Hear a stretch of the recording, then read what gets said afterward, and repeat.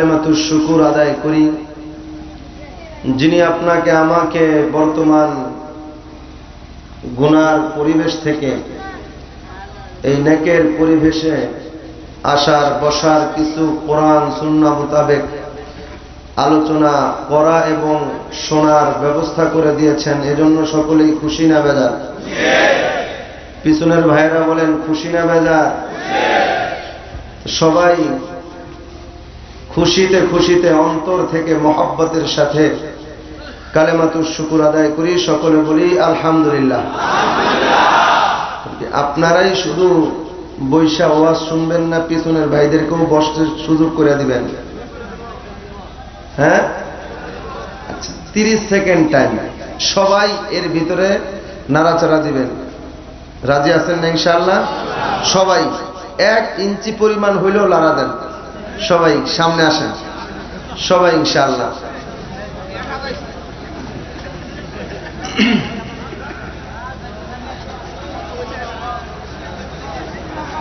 ভাই কথা না বলি, আদবের খেলাপ না করি, যেহেতু এটা কোরআন সুন্নাহর মজলিস, আমরা আদবের সাথে বসার চেষ্টা করি। পিছনের যে ভাইয়েরা আছেন এই সুযোগে ইনশাআল্লাহ যতটুকু পরিমাণ ঢোকা যায় এখন ঢোকার চেষ্টা করি। যদি নসিহত শোনার উদ্দেশ্য করে এসে থাকেন ইনশাআল্লাহ আমরা ঢুকে পড়ি। পিছন দিয়া একটু খালি খালি আছে, আর একটু চাইপা চাইপা বসি, যেন কেউ আসলে পিছনে বসতে পারে, ভিতরে না ঢোকার সুযোগ পায়, আর মাঝখানে উচ্ছৃঙ্খল না হয়। সবাই পিছনের যারা আছি সামনের জায়গাটা পূরণ করে বসার চেষ্টা করি। কোনো ভাই আইসা বসলে যেন মাঝখানে না ঢুকে পিছনেই বসে যায়। যাই হোক, আল্লাহ সুবহানাহু ওয়া তাআলা আপনাকে আমাকে এই কোরআন সুন্নাহর মজলিসে বর্তমান জামানায় গুনাহের পরিবেশ থেকে আপনাকে আমাকে বাঁচায় আনছে, এটার জন্য খুশি না বেজার? আরো জোরে চিল্লায় বলেন খুশি না বেজার? কারণ বর্তমানে বলেন নিজের ঘরেও গুনাহ ছাড়া বাঁচা যায়? আরো জোরে বলেন বাঁচা যায়? গুনাহ নাই এমন কোন জায়গা নাই। বলবেন হুজুর মসজিদে ঢুকলে তো গুনাহ হয় না। আমি বলবো এখন মসজিদেও গুনাহ হয়। হয় কি হয় না? হ্যাঁ, মাঝে মাঝে আমাদের মুসলমান ভাইয়েরা, বুঝছেন তো, এরা তো কোনো ইসলামী সঙ্গীত শিল্পীর গজল রিংটনে রাখে না। বেশিরভাগই এরা রাখে কার? আয়েব বাচ্চুস। কার কথা হয় না? আর যেই ভদ্রলোক নামাজের সময় কলটা দেয়, এও বুঝে না যে আমি নামাজ পড়তেছি না পড়ি না, এটা তো আর সেই ব্যক্তি দেখে না। এখন নামাজের টাইম, ওই ব্যক্তি তো নামাজ পড়ে, তাহলে একটু পরে কল দেই। এই না, এর মনে চাইছে তো দিয়া বইছে, এর নামাজে আছে না বাথরুমে আছে এর কোনো খবর নাই। কথা কয় না? এই সময় সে যদি নামাজে থাকে, যদি মনে করেন সাইলেন্ট না থাকে, তাহলে তো আলহামদুলিল্লাহ কাম সারছে। আর যদি নামাজে না থাকে তো ফোনটা ধরেই বলে কি আমি নামাজে, তাহলে নামাজের ভিতরে বলা যায় যে আমি নামাজে। কথা কয় না? আরো জোরে কোন? তাহলে নামাজের ভিতরে যদি কথা বলা না যায়, তাহলে ফোনটা ধরেই বলে আমি নামাজে, তাহলে মিথ্যা কথা হয় নাই? কথা কয় না? সওয়াবের কথা এটা। হ্যাঁ, নামাজে না দাঁড়ায় আসে ওই প্রতিপক্ষকে বুঝাইতেছে আমি নামাজে। এটা বলা যেতে পারে যে আমি মসজিদে, কিন্তু আমি নামাজে। তাহলে নামাজি ব্যক্তি কখনো নামাজ থুয়া ফোন ধরে, এরকম বেকুব মুসলমান আজও পৃথিবীর বুকে হয় নাই। আরো জোরে বলেন। এজন্য ভাইরা সাবধান, সাবধান। আমি নামাজে এ কথা বলার সুযোগ নাই। আমি মসজিদে নামাজের জন্য এসেছি, পরে কথা হবে, বলা যাবে, কিন্তু আমি নামাজে পরে কথা কইছি। কথাটা সত্য না মিথ্যা? এখন মসজিদও গুনাহমুক্ত না। আজকে যে যুবক ভাইয়েরা বসে আছেন, এদের কাছে তো নিজের সময়ের চাইতে ফেসবুকের সময়টা খুব দামি। আবার ঠিকও কোন বুঝেন নাই, চোরে চুরি করছে, এর কাছে জিগাইলে কয় হ্যাঁ চুরি করছি, এটা কয়। হ্যাঁ, যাক আপনারা খুব আল্লাহওয়ালা মানুষ, স্বীকার করে লাইছেন। আল্লাহ তাআলা আপনাদেরকে এটা থেকে হেফাজত করেন, সকলে বলি আমিন। তো যুবক ভাইয়েরা মসজিদে গেছে, দেখা গেল সুন্নত পড়া 5 মিনিট টাইম আছে, তো এর কামটা কি? সুবহানাল্লাহ বলার সুযোগ নাই, আলহামদুলিল্লাহ বলারও সুযোগ নাই, আল্লাহু আকবার বলার সুযোগ নাই, মোবাইলটা বের করেই কথা কয় না। সত্য বলতেছি না মিথ্যা? আমাদের ভিতরে এই চরিত্র আছে না নাই? আরো জোরে বলেন। তাইলে নামাজের মাঝখানে তুমি সময় পাইলা, তো এই সময়টা তো তোমার করার দরকার ছিল নেক আমল। তোমাকে নিজেকে নিজে সংশোধন করার জন্য মসজিদে গেছো, তো 5 মিনিট সময় পাইছো, 2 মিনিট সময় পাইছো, তোমার হায়াতের জীবন থেকে 2 মিনিট সময় চলে যাচ্ছে, তো তোমার জিকির গেল কোথায়? তোমার আমল করার সময় গেল কোথায়? তুমি ঠিক মোবাইলটা বের করেই তোমার ফেসবুক অথবা ইন্টারনেটে যেতে হয়। আফসোস ওই ভাইদের জন্য, ওরা ওই দিন হাসরের ময়দানে দাঁড়ায় বলবে ওয়ায়াউমা আব্দুল যালিমু আলা ইয়াদাই, আয় হায় আফসোস আফসোস আফসোস। কাদেরকে বন্ধু বানাইছি? ফেসবুককে বন্ধু বানাইছিলাম, কপাল পুড়ছে। আমি এমন একজনকে বন্ধু বানাইতে পারি নাই যেই বন্ধু আমাকে জান্নাতের রাস্তায় উঠায় দিবে। আমি বন্ধু বানাইছি কাদেরকে? যেই বন্ধু আমাকে পিকনিকের জন্য তাশকিল করে, যেই বন্ধু আমাকে নাচ গানের জন্য তাশকিল করে, যেই বন্ধু আমাকে গুনার পরিবেশে নেওয়ার জন্য তাশকিল করে। তো এই বন্ধুকে বানাইলে দুনিয়া তো আপনার ক্ষতি, আখিরাত তো আপনার মুক্তির কোন রাস্তা থাকবে না। হ্যাঁ বন্ধু, ওরকম মানুষকে বানান যেই বন্ধু আপনাকে টেনে হেঁচড়ে মসজিদে নিয়ে যাবে, যে বন্ধু আপনাকে টেনে হেঁচড়ে মাহফিলের ময়দানে নিয়ে যাবে, যে বন্ধু আপনাকে টেনে টেনে গুনাহ থেকে বাঁচায় দিবে, যে বন্ধু আপনাকে গুনার ধারে কাছে যেতে দিবে না, ওই বন্ধু আপনার দুনিয়া তো আপনার উপকার করেছে, আখিরাতেও জান্নাতে যাওয়ার জন্য ব্যবস্থা করে দিয়েছে। এরকম মানুষকে যদি বন্ধু বানান তাহলে লাভ না লস? আরো জোরে কর। হ্যাঁ, বন্ধু বানায় কারে বলেন তো? বলেন বলেন। নেইমার রে, যার চুলের কাটিং মুসলমানের সন্তানের ভিতরে আছে না নাই? আরো জোরে কন। আজকে মেসিরে বন্ধু বানাইছে, কি কন? 10 নাম্বার জার্সি লাগায়া হাজার হাজার জার্সি বানায় খালি গায়ে দেয়। হ্যাঁ, খুব বক্ত কে কথা পায় না কার? আরো জোরে কন। আর বাংলাদেশের তো সাকিব আল হাসান, আরো কত কি। হ্যাঁ বলেন, যে হাদিস আপনাদের সম্মুখে তেলাওয়াত করেছি, আল্লাহ রাসূল সাল্লাল্লাহু আলাইহি ওয়াসাল্লাম বলতেছে, তুমি যার সাথে দুনিয়ায় মহব্বত করবা, হাসরের ময়দানে তুমি তার সাথেই। কথা কয় না? তাহলে খুব ভালো কাজ করছেন আপনারা। হ্যাঁ, খুব ভালো কাজ করছেন। এখন বন্ধু কাদেরকে বানাইবেন? যে নামাজি তাকে নাকি বেনামাজিকে? জোরে বলেন। পিছনের ভাই যারা দাঁড়ায় আছেন, যারা বসে আছেন সবাই চুপ।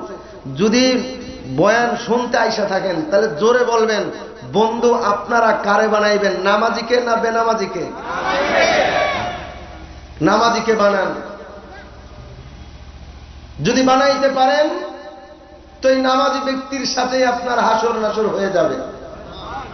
আর যদি বেনামাজিকে বানাইতে পারেন তো আলহামদুলিল্লাহ, দুনিয়ায় যেরকম বেনামাজিকে বন্ধু বানাইছেন, হাসরের ময়দানের কারণে আপনারে ডাকবো, আসো বন্ধু, তুমিই তো আমার বড় বন্ধু। হামান ডাকবে, ফ্রাউন ডাকবে। হ্যাঁ, এই জন্য ভাই, বন্ধু যদি তোমার বানাইতেই হয়, ফেসবুক বাদ দাও, ইন্টারনেট বাদ দাও, সব কিছু বাদ দিয়া তুমি একজন আল্লাহওয়ালাকে বন্ধু বানাও। আর তোমার সবচেয়ে বড় বন্ধু হলো আল কোরআন। আরো জোরে বলেন, ঠিক না ঠিক? বলেন, সবচেয়ে বড় কি? আরো জোরে বলেন। দুনিয়ায় মানুষ স্বার্থের জন্য আর একজন স্বার্থপর হয়ে কাজ করবে, কিন্তু কোরআন আপনাকে স্বার্থের জন্য একটা ভালোবাসা দিবে, সেই ভালোবাসাটার নাম হলো জান্নাত পর্যন্ত না নেওয়া পর্যন্ত কোরআন আপনার পিছু কখনো ছাড়বে না।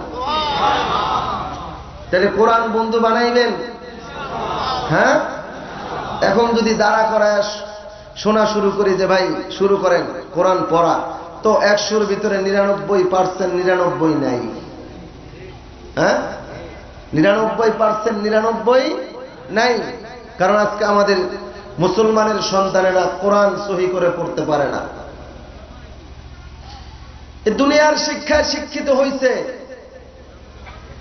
এমন শিক্ষায় শিক্ষিত হইছে তো বাবার কাছেও গর্ব, দেশের কাছেও গর্ব, সরকারের কাছেও গর্ব, সমাজের কাছেও গর্ব, স্ত্রীর কাছেও গর্ব, মার কাছেও গর্ব, বাবার কাছেও গর্ব, সবার কাছে গর্ব।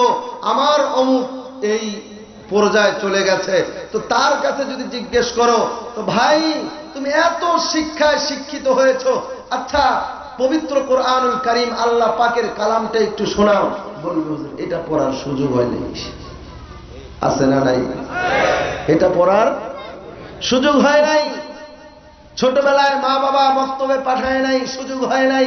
বড় হয়েছি এদিক দিয়া জেনারেল পড়ায় পড়তে পড়তে পড়তে পড়তে কোন সময় যে আমি বিসিএস ক্যাডার হয়ে গেলাম, কিন্তু আমার কোরআন পড়ার সুযোগ হয় নাই।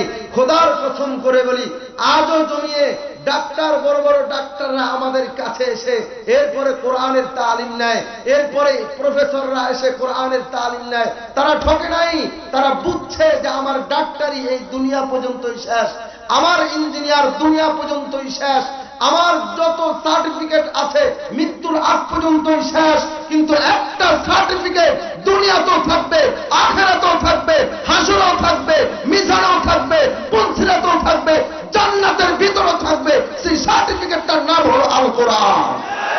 আরো যারা চিল্লা বলেন ঠিক না বেঠে? তাহলে তুমি কোন সার্টিফিকেট অর্জন করছো বলো? আজকে তোমার মাদ্রাসা দেখলে চুলকানি বাড়ে। আরো জোরে বলেন ঠিক না বেঠে? মাদ্রাসা দেখলে কি বাড়ে? আরো জোরে বলেন। চুলকানি বাড়ে, চুলকানি। কারণ মাদ্রাসাতে কখনো আদর্শমান শিক্ষার্থী শিক্ষা না, আদর্শমান সন্তানকে পড়ায় না, সব জিএমবি পড়ায়, সব মৌলবাদ পড়ায়, সব উগ্রবাদ পড়ায় মাদ্রাসায়।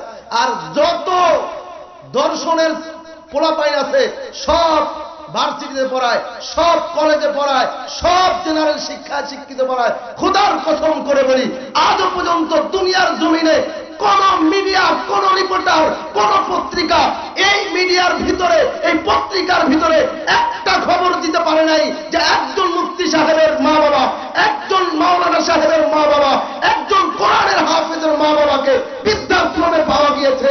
তোমাদের মিডিয়া প্রমাণ করেছে জেনারেল শিক্ষায় শিক্ষিত হওয়ার পরে, ডাক্তার হওয়ার পরে, ইঞ্জিনিয়ার হওয়ার পরে তোমাদের মা বাবাকে বৃদ্ধাশ্রমে পাওয়া গেছে। তোমরা আমাদেরকে কি শিখাইবা বলো? তোমরা আমাদের কাছ থেকে শিক্ষা নাও। তোমাদেরকে শিক্ষা দেওয়ার মতো আমাদের যোগ্যতা আছে, আমাদের যোগ্যতা আছে, কিন্তু তোমরা আমাদেরকে শিখাইবা এই যোগ্যতা তোমাদের ভিতরে নাই। কারণ যারা শিক্ষায় শিক্ষিত হয়ে ওই অফিস রুমে, ওই জায়গায়, এই জায়গায়, আরে ভাই কি বলবো, মসজিদেও আইসা প্যানের কারণে, ফুল প্যানের কারণে দাঁড়ায় দাঁড়ায় প্রস্রাব করে, একজন মানুষের এই চরিত্র হতে পারে না। একজন দাঁড়ায় প্রস্রাব করা জানোয়ারের চরিত্র হতে পারে। যারা রাগ করতেছেন, গলা কিন্তু এমনি ভাঙ্গা ভাই। বলেন, একজন বিবেকবান পুরুষ, এ ব্যক্তি অন্য অন্য জায়গায় যদিও দাঁড়ায় প্রস্রাব করে, তো একজন বিবেকবান পুরুষ, সে মুসলমান হোক অথবা হিন্দু হোক অথবা বিধর্মী যে কোনো দলের হোক, সে তো দাঁড়ায় প্রস্রাব করার মতো জানোয়ারের অভ্যাস তার ভিতরে থাকার দরকার ছিল না। তাহলে কি শিক্ষায় শিক্ষিত করলা বলো? যে ব্যক্তি প্রস্রাবও করে, সিগারেটও খায়, এরকম ব্যক্তি আপনারা দেখছেন? হ্যাঁ, খুব ভালো কাজ করছে। হ্যাঁ, খুব ভালো কাজ করছে না?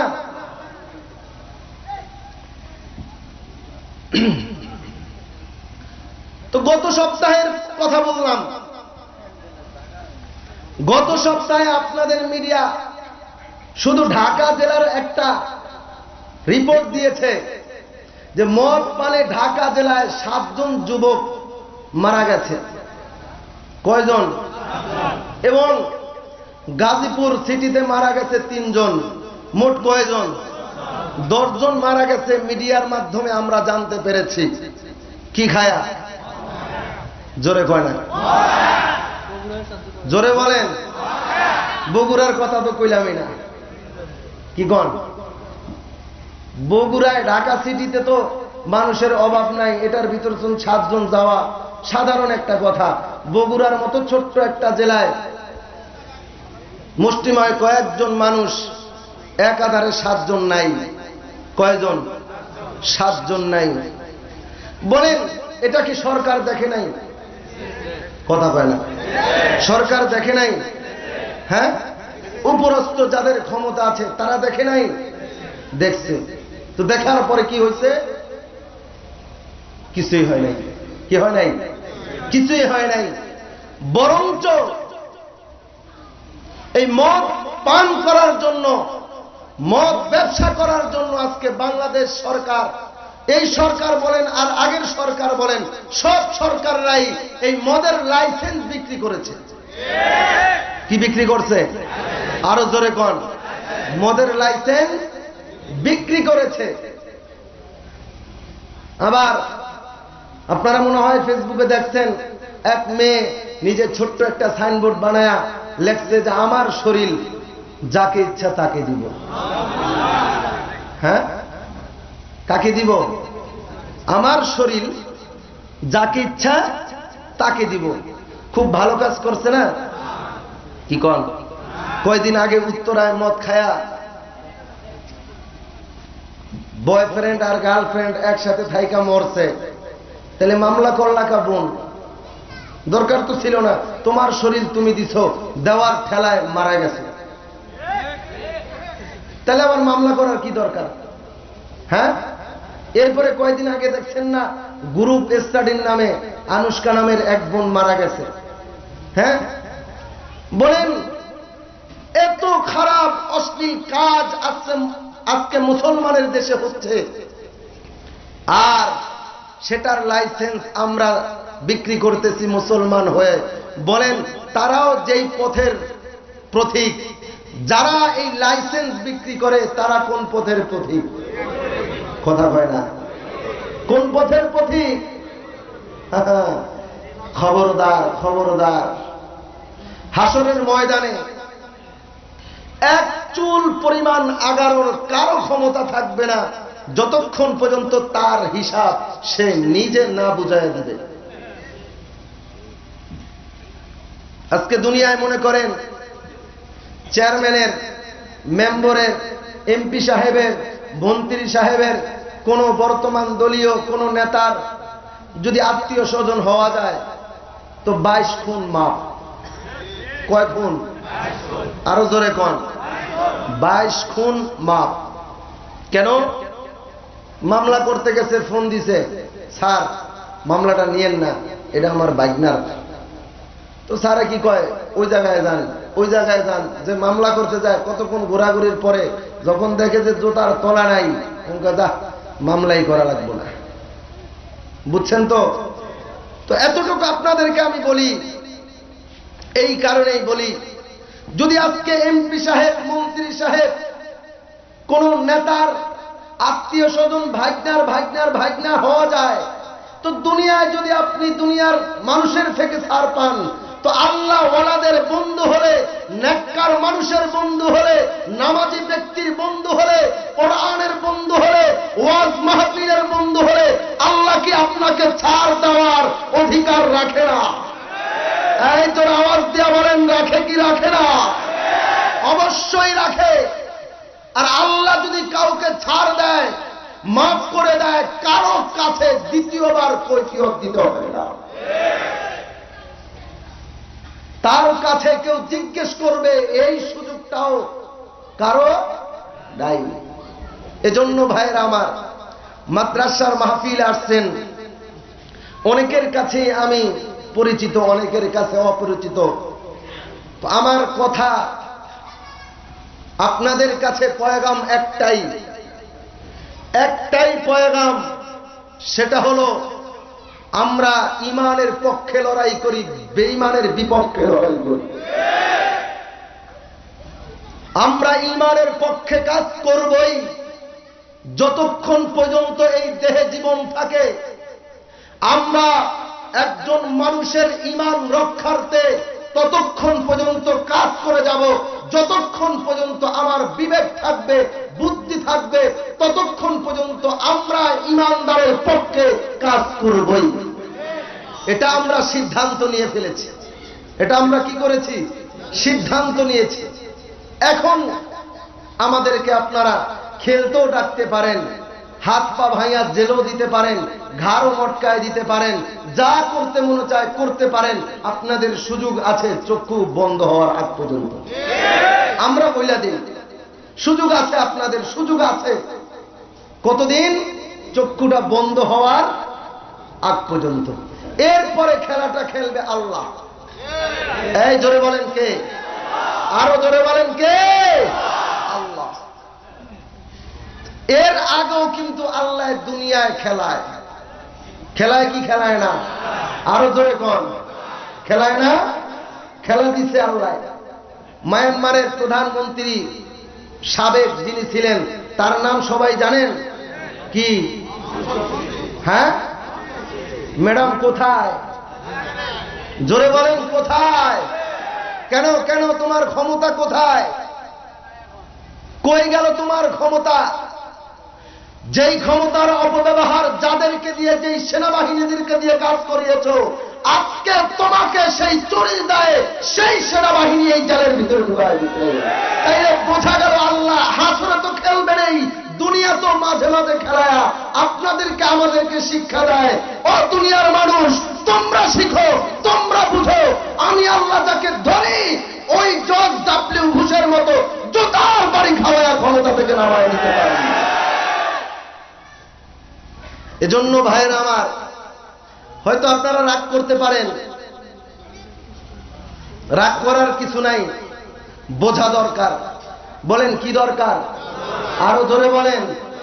বোঝা দরকার, বুঝতে হবে আপনাদেরকে, ইসলাম বুঝতে হবে। আজকে ওই কবরের মাটির ভিতরের ওয়াজ আর আসমানের ওয়াজ তো সারা জীবন শুনছেন। আজকে বর্তমান যুগে ওই আসমানের উপরের ওয়াজ ছেড়ে দেন, মাটির নিচের ওয়াজ ছেড়ে দেন। বর্তমান সময়ে এই জমিনের উপরে কি লাগবে? একমাত্র বর্তমান সময়ে বেঁচে থাকার জন্য, ঈমান নিয়ে থাকার জন্য একটাই নসিহত, একটাই ওয়াজ, একটাই কথা, জিহাদ চাই, জিহাদ করে বাঁচতে চাই। দ্বিতীয় আর কোনো কথা হতে পারে না।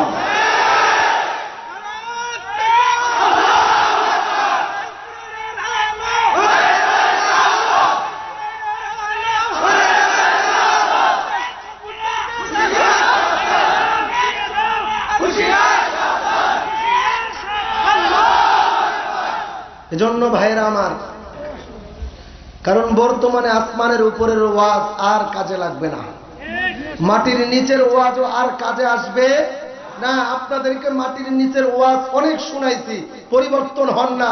আসমানের উপরের ওয়াজ অনেক শুনাইছি, মালিকের আরশ আযীমের কথা অনেক শুনাইছি, আপনাদের ভিতরে পরিবর্তন নাই। বরঞ্চ আপনারা এই দুর্বলতার সুযোগ পেয়ে মাহফিলকে বন্ধ করে দেন, বক্তাকে অপমান করেন। আপনাদের ক্ষমতা আছে, আপনারা শুনে রাখেন, মুসলমানের এই ক্ষমতা আছে। আপনাদের হাত গুঁড়ো গুঁড়ো, টুকরো টুকরো করার ক্ষমতা মুসলমানের আছে। মুসলমান করে না কেন? শিখেন আপনারা। মনে করেন না যে মুসলমান দুর্বল, এটা ভাবার সুযোগ আপনাদের নাই। মুসলমান দুর্বল না, মুসলমানরা জানে নবীর শিক্ষাটা কি। যখন নবীর শিক্ষা হলো সবর করো, সবর করো, সবর করো, সবর করো, ইন্নাল্লাহা মা'আস সাবিরিন, সবরকারীর বন্ধু আল্লাহ, আল্লাহর বন্ধু সবরকারী। আমরা শিখেছি, এজন্য আমরা সবরের আমল করি।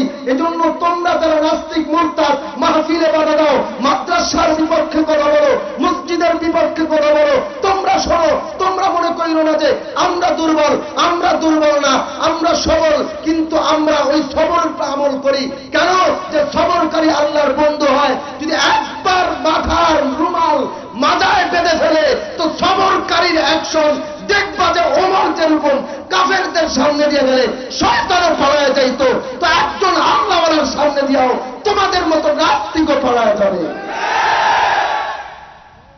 এজন্য ভাইয়েরা আমার, ঈমানকে জাগ্রত করার চেষ্টা করেন, ঈমানকে জাগ্রত করার চেষ্টা করেন। আজকে আমাদের ঈমান ঘুমিয়ে গেছে। এই সুযোগে নাস্তিক মুরতাদরা তারা মনে করেছে সব মুসলমান ঘুমাইছে, অ্যাটাক করো, অ্যাটাক করো, অ্যাটাক করো। আমরাও বলি না, ঘুমাই নাই, ঘুমের ভান ধরেছি। আমরা ঘুমাই নাই, ঘুমের ভান ধরেছি। আমরা কিন্তু সজাগ, আমরা সজাগ, আমরা সজাগ। চ্যালেঞ্জ করে বলি, চ্যালেঞ্জ করে বলি, খোদার কসম খেয়ে বলি, খোদার কসম খেয়ে বলি। কারণ ওই যে ফ্রান্সের মেট্রো যখন নবীজিকে নিয়ে কথা বলেছে, মানুষ মনে করেছিল মুসলমান ঘুমাইছে। ওই সময় কে আওয়ামী লীগ, কে বিএনপি, কে জামাত ইসলাম, কে হেফাজত, কে জাতীয় পার্টি, কে জাসদ, কে বাসদ, কেউ কিচ্ছু দেখে নাই। দেখেছে মেট্রো আমার নবীকে নিয়ে কটূক্তি করেছে। ও নবীর দুশ্মন, মানবতার দুশ্মন, ইসলামের দুশ্মন। আমাদের জেগে ওঠা দরকার। সারা দুনিয়ার মুসলমান যখন একসাথে জেগে উঠেছে, তখন ঠিকই ওরা বুঝতে পেরেছে মুসলমান ঘুমায় না, ঘুমের ভান ধরে। ঘুম থেকে যখন জাগ্রত হয়, আমাদের পালানোর রাস্তা আমরা পাই না। বলেন মেট্রো শিক্ষা নেয় নাই? হ্যাঁ, শেষে কি বলে? যে আমি যে বক্তব্য দিয়েছি এটা মুসলমানেরা বুঝতে ভুল করেছে। হ্যাঁ, হারামির ঘরে হারাম হয়, কি হয়? তারপরও ভুল স্বীকার করে নাই, মানে বুঝাইছে আমি যেটা বলেছি এটা মুসলমানেরা ভুল বুঝছে। এই কথা বলে নাই যে আমি ভুল বলেছি, বুঝেন নাই? আমি কি করেছি? ভুল বুঝেছি, ভুল করেছি এটা বলে নাই। উনি বুঝাইছে যে আমি যেটা বলেছি এটা মুসলমানেরা বুঝতে ভুল করেছে। বাপ রে বাপ, কত জ্ঞানী! সারা দুনিয়ার মুসলমানেরা তার একজনের কথা বুঝতে ভুল করেছে। এরকম বেয়াদব, মূর্খ, জাহেল মুসলমানেরা হয় না, কখনো হয় না।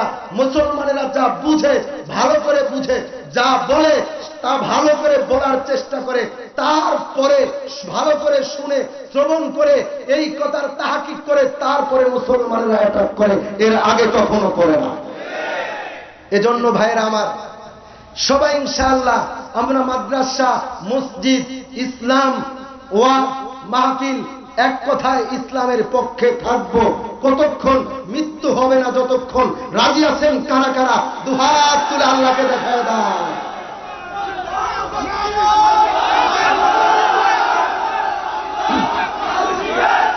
গরম পানি খেয়ে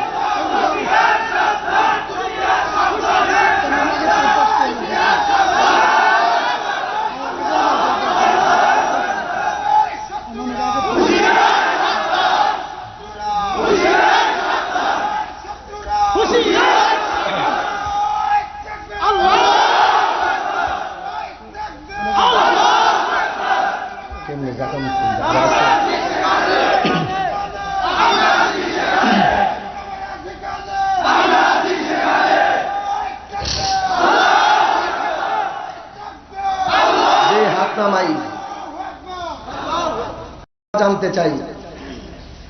ওয়াজ শেষ মনে করেন, একটা কথা আপনাদের কাছে আমি নিতে চাই।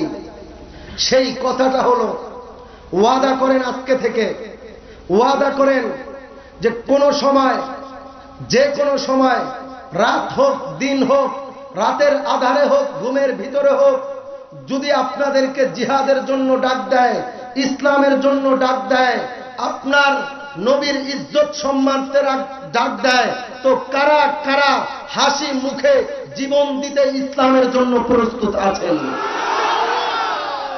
হাত উঠান, হাত উঠান। আল্লাহকে দেখান যে আল্লাহ, আমি দুনিয়ার কাউকে এই হাত দেখানোর জন্য উঠাই নাই, একমাত্র তোমার কসম খেয়ে বলতেছি, নবীর ইজ্জত ইসলাম রক্ষার্থে জীবন দেওয়ার জন্য হাত উঠিয়েছি। সবাই বলেন আমিন, আরো জোরে বলেন আমিন। হাত নামাই। জন্য ভাই বারবার বলতেছে যে একটু সামনে আগাইতে, বলেন কারে আর আগাইতে, কোনো আমার চোখেই বাঁচতেছে, জায়গা নাই। এখন কি করণীয় আছে বলেন? কিচ্ছু করার নাই, যে যেমনি আছি এমনি থাকার চেষ্টা করি। যদি আশেপাশের বন্ধুরে বলতে পারেন ভাই আমার একটু জায়গা করে দাও, তাইলে একটু জায়গা নিয়ে বসেন, কি বলেন? হ্যাঁ, আর একটু জায়গা করি ইনশাল্লাহ, আর একটু আগাই সবাই। লা ইলাহা ইল্লাল্লাহ। গরম পানি শেষ, আর একটু আগে দিবা না?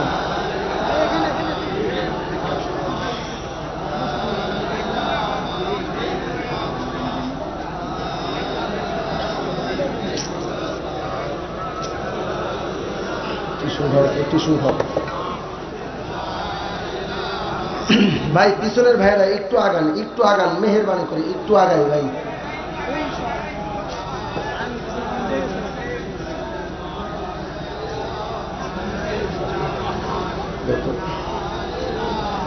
ভাই পিছনের ভাইরা একটু লাড়া দেই ভাই, একটু ভাই।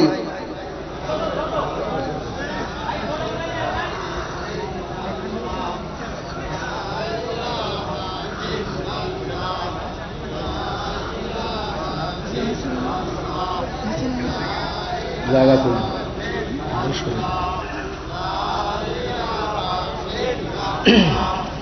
লা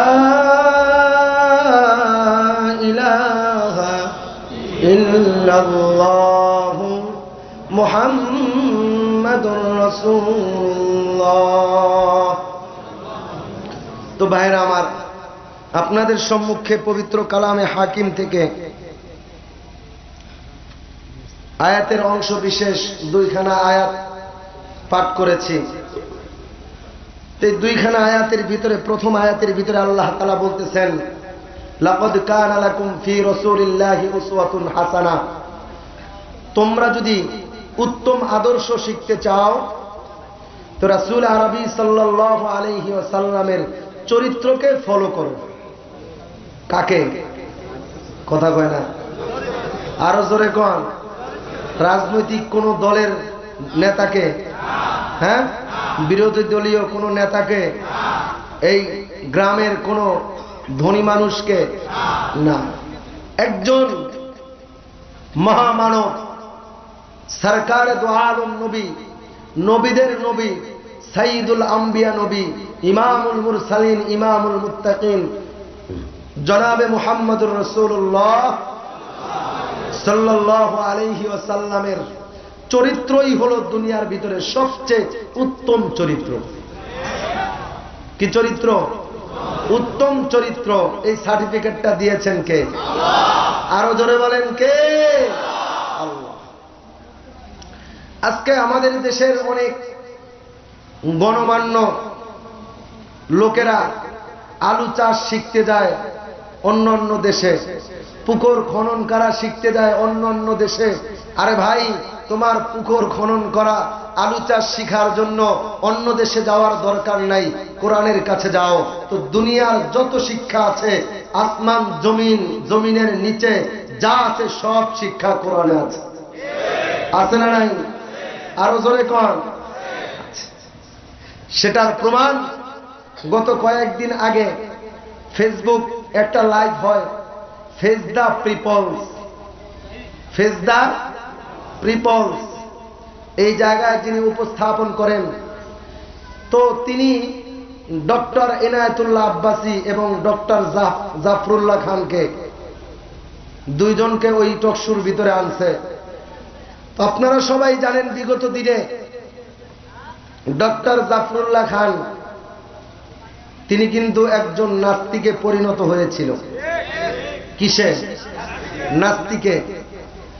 তো আল্লাহ তাআলা হেদায়েত দেওয়ার মালিক, আর এটার জন্য যার অবদান ডাক্তার এনায়েতুল্লাহ আব্বাসী, তিনি তাকে বুঝাইতে সক্ষম হয়েছে, তার কথা সে বুঝতে সক্ষম হয়েছে।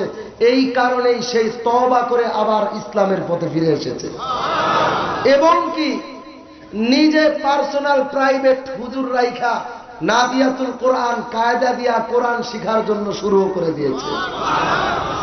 তাইলে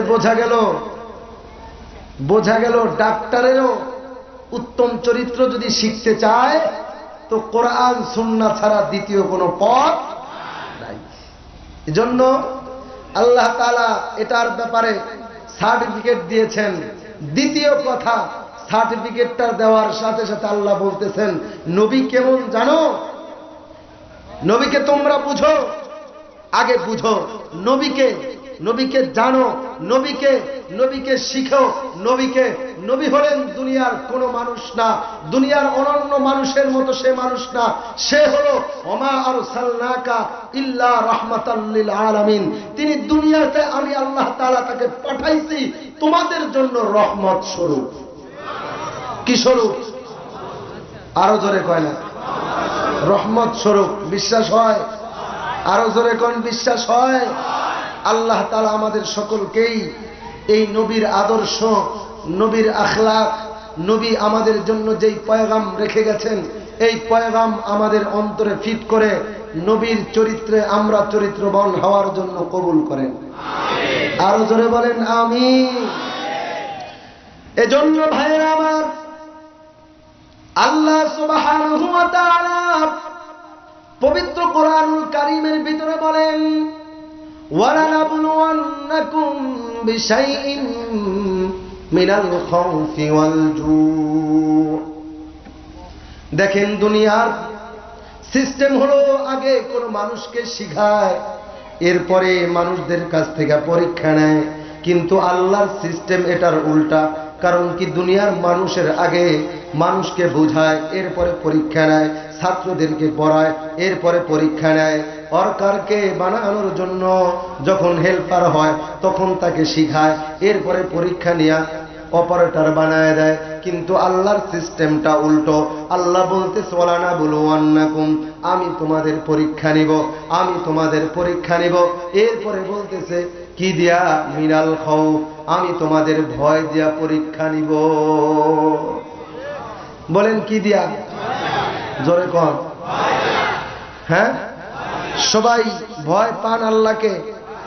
হ্যাঁ, আল্লাহরে ভয় পান আর না পান, আমার এতটুকু বিশ্বাস হয় যে আল্লাহর একটা মাখলুক মশাকে যে আপনারা ভয় পান এটা মশারির দোকানে গেলেই আমরা বুঝি।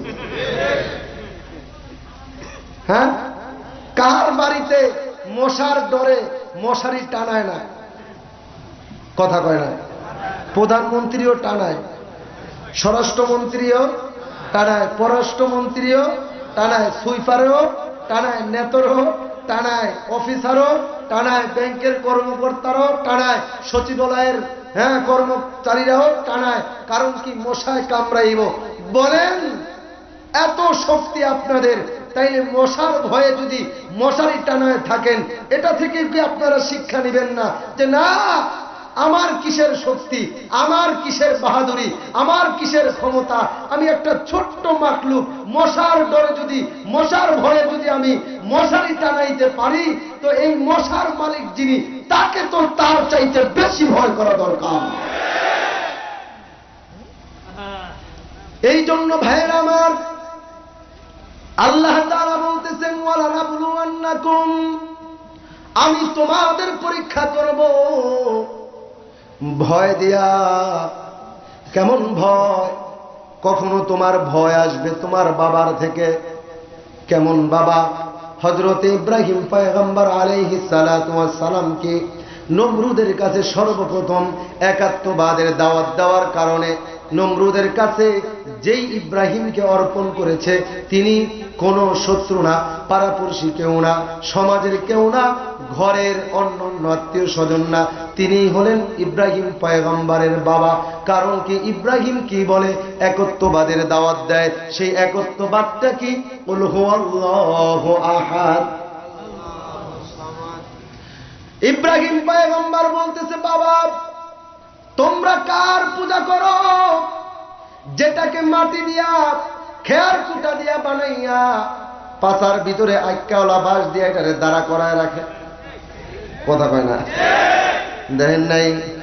দাঁড়া করায় রাখে কি দিয়া? পায়ের ক্ষমতা নাই, কারণ এটা তো ওই মালিকের সৃষ্টি না, এটা আমার সৃষ্টি। কথা কোন? কার সৃষ্টি? এই জন্য তারা দেখেন মূর্খ কেমন জাহেল যে খেয়ার কুটা আর কাদা মাটি দিয়া নিজেরা বানাইয়া এইটাকে আবার আইকাওয়ালা বাঁশ দিয়া দাঁড়া করাইয়া এইটার এই পূজা করে, আবার কেমন মহাব্বত করে, কেমন খোদারে ভালোবাসে। দুর্গা পূজার দিন আবার নিজের হাতেই চুবায়া চুবায়া মারে। আরো জোরে কোন। তাহলে বলেন এরকম গাদার ঘরে গাদা দুনিয়ায় আর কেউ হয় নাকি? হ্যাঁ, এই জন্য ভাইয়ের আমার হযরত ইব্রাহিম পয়গম্বর আলাইহিস সালাতু ওয়াস সালাম ডাক দিয়া বলতেছে, বাবা তোমরা যেই খোদার আনুগত্য করো এ তো কোনো খোদা না, এ তো হুদার ঘরে হুদা। এর ভিতরে কিছুই নাই, কিছুই নাই, কিছুই নাই, খের কুটা ছাড়া। তোমরা যদি আল্লাহকে মানতে চাও তাইলে ওই আরশ আজিমের মালিক এক আল্লাহকে মেনে নাও। এই কথা বলার সাথে সাথে ইব্রাহিম পয়গম্বরের বাবা নমরুদের কাছে ইব্রাহিমকে অর্পণ করে দিয়েছে। অর্পণ করার পরে ইব্রাহিম পয়গম্বর আলাইহিস সালাতু ওয়াস সালামকে ডাক দিয়ে বলতেছে, ইব্রাহিম তুমি কোন খোদার দাওয়াত দিতেছো? বলতেছে যেই খোদার দাওয়াত দেয় ওর চাইতে তো আমি নমরুদ বড় খোদা। দাবি করে নাই? হ্যাঁ, আমি তো বড় খোদা। কয় না না, তোমারে আমি খোদা মানি না, তোমাকে আমি হুদাও মানি না। নমরুদ কয় কও কি, তুমি আমার পাওয়ার সম্পর্কে জানো নাকি? কয় না, আপনার পাওয়ার একটু দেখান। নমরুদ কয় আমি খোদার কেমন পাওয়ার জানো নাকি? আমি খোদার হায়াত দেওয়ার ক্ষমতা আছে, আবার হায়াত শেষ করারও ক্ষমতা আছে। কালকে বাড়িতে যায় নাউজুবিল্লাহ কয়ে এই কথা বলার সাথে সাথে ইব্রাহিম পয়গম্বর আলাইহিস সালাতু ওয়াস সালাম বলতেছে, কোন কি আপনার এত পাওয়ার? আপনার হায়াত দেওয়ার ক্ষমতা আছে, আপনার মত দেওয়ার ক্ষমতা আছে, তাইলে তো একটু দেখা দরকার। কথা কয় না? দেখা দরকার না? হ্যাঁ, আপনারা আমাদেরকে খেলাইতে ডাকেন, ডাকেন ডাকেন, আপনারা কেমন খেলোয়াড় সেটাও আমরা দেখব, সময় আসবে। আসবে কি আসবে না? আপনারা আমাদের ঘাড় মটকাবেন, মটকান, আমরাও আপনাদের ঘাড় মটকানি একটু দেখব। কারণ কি, তুমি যে হাত দিয়া ঘাড় মটকাইতে, ঘাড়ের উপরে হাত উঠাইবা, এই হাত আমার ধরাও লাগবে না, ভাঙাও লাগবে না। আরশ আজিমের মালিকের এমন ক্ষমতা আছে, তোমার হাত অপস করে সারা জীবনের মতো অপস বানায় দেওয়ার ক্ষমতা আছে। চিল্লায় বলেন আছে, চিল্লায় বলেন আছে। এই জন্য ভাইয়ের আমার, নমরুদ বলতেছে আমি হায়াত দেওয়ার মালিক, আবার মত দেওয়ার মালিক। ইব্রাহিম পয়গম্বর বলে তোমার ক্ষমতাটা তো একটু দেখা দরকার। যখন এই কথা বলছে তো নমরুদ বলার পরে, নমরুদ যখন ইব্রাহিমকে এই কথা বলল, ইব্রাহিম বলে তোমার পাওয়ার সম্পর্কে দেখাও।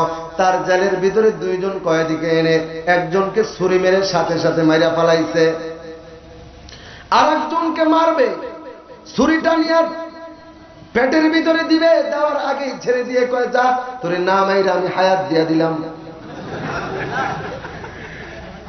কি কয়?